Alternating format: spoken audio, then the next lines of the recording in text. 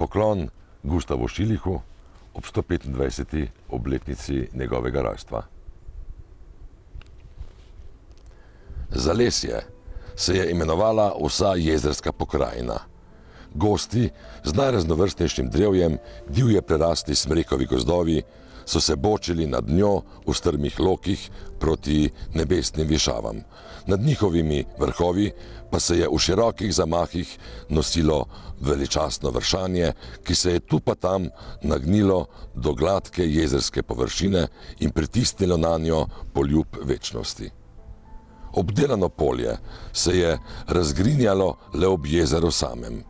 Tod vse povsod so prebivali Slovenci že dolga leta. Tako dolgo, da je domala obledelo ustno izročilo, govorica o velikem slovenskem junaku Vitogoju iz plemena zahodnih Slovencev, ki je osvojil in zasedel ozemlje ob zeleni Savinji, v nedosegljivo kratkem času premagal nasprotujoče prvotne prebivalce, pregazil njihova naselja, uničil staro rimsko Celejo in pregnal nekam na jug celjskega škofa Ivana, prejšnjega gospodarja teh pokrajin. Ker je bilo za vse njegove premalo zemlje, je poslal k jezeru dve zadrugi, Stojaniče in Žiličiče.